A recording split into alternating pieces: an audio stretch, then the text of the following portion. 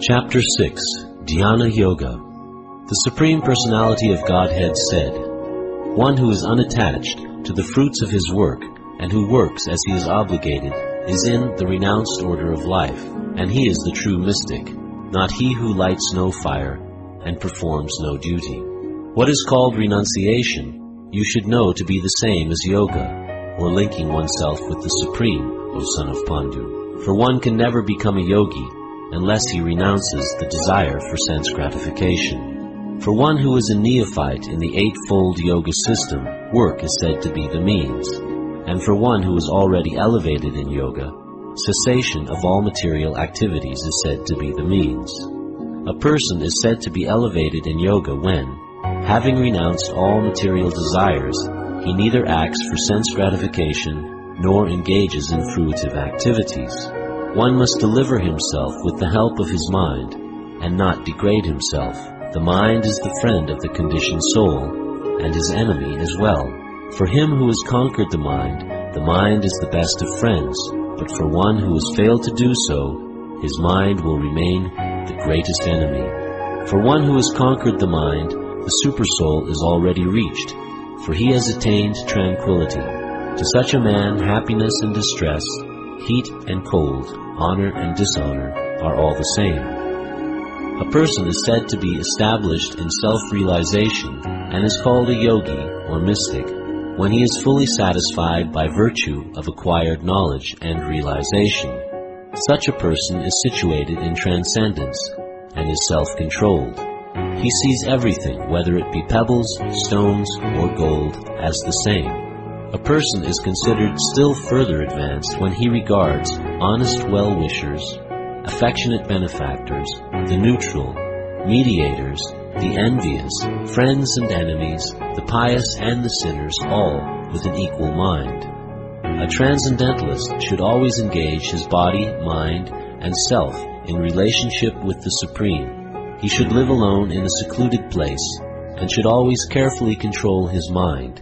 He should be free from desires and feelings of possessiveness.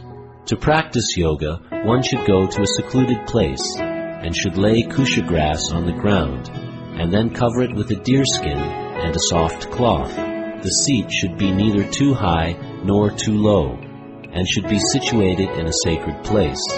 The yogi should then sit on it very firmly and practice yoga to purify the heart by controlling his mind, senses, and activities and fixing the mind on one point.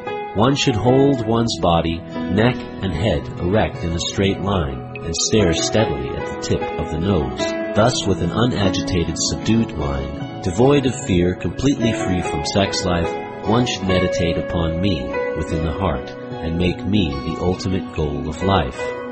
Thus practicing constant control of the body, mind, and activities, the mystic transcendentalist, his mind regulated, attains to the kingdom of God, or the abode of Krishna, by cessation of material existence. There is no possibility of one's becoming a yogi, O Arjuna, if one eats too much, or eats too little, sleeps too much, or does not sleep enough. He who is regulated in his habits of eating, sleeping, recreation, and work can mitigate all material pains by practicing the yoga system. When the yogi, by practice of yoga, disciplines his mental activities and becomes situated in transcendence, devoid of all material desires, he is said to be well established in yoga. As a lamp in a windless place does not waver, so the transcendentalist, whose mind is controlled, remains always steady in his meditation on the transcendent self.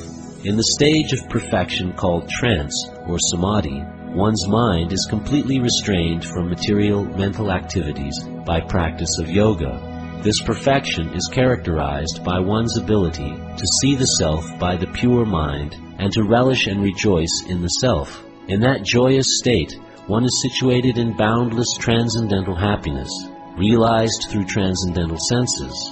Established thus, one never departs from the truth, and upon gaining this, he thinks there is no greater gain. Being situated in such a position, one is never shaken, even in the midst of greatest difficulty.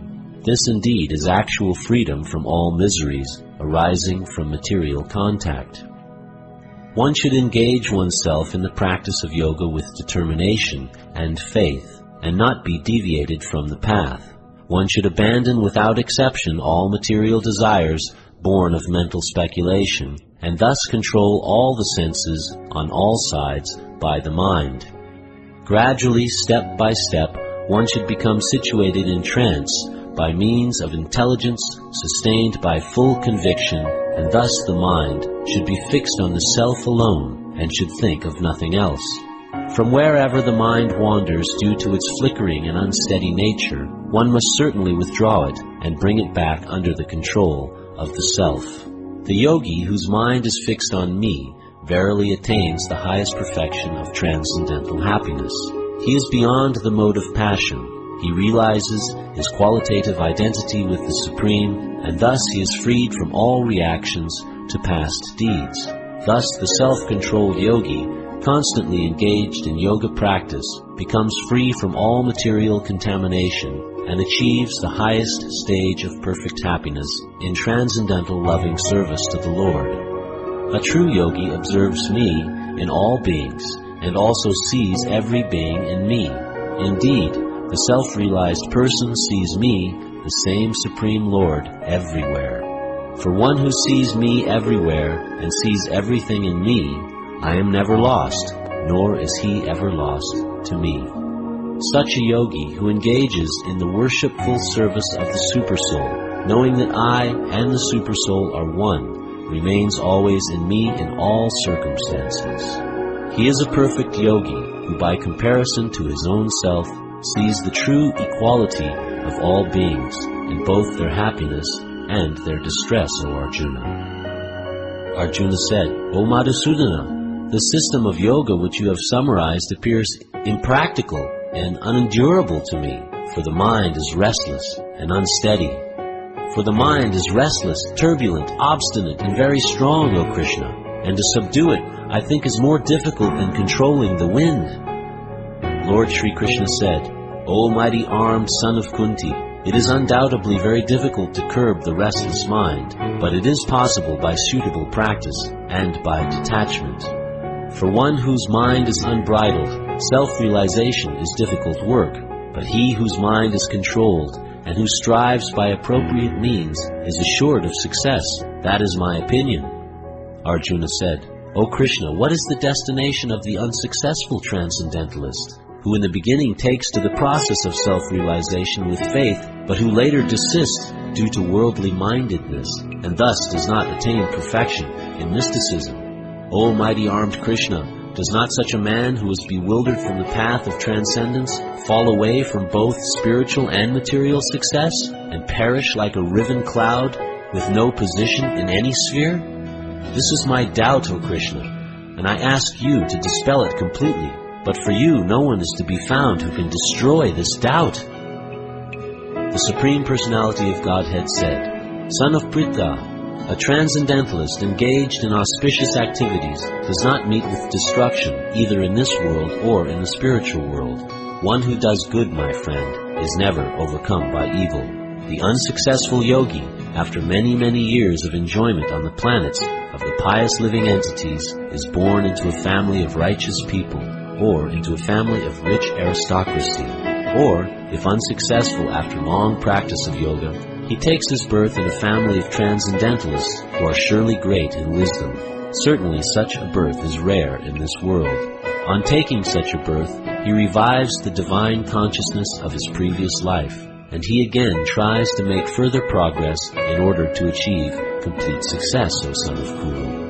By virtue of the divine consciousness of his previous life, he automatically becomes attracted to the yogic principles, even without seeking them. Such an inquisitive transcendentalist stands always above the ritualistic principles of the scriptures, and when the yogi engages himself with sincere endeavor in making further progress, being washed of all contaminations, then ultimately, achieving perfection after many, many births of practice, he attains the supreme goal. A yogi is greater than the ascetic, greater than the empiricist, and greater than the fruitive worker. Therefore, O Arjuna, in all circumstances, be a yogi. And of all yogis, the one with great faith, who always abides in me, thinks of me within himself, and renders transcendental loving service to me, he is the most intimately united with me in yoga and is the highest of all. That is my opinion.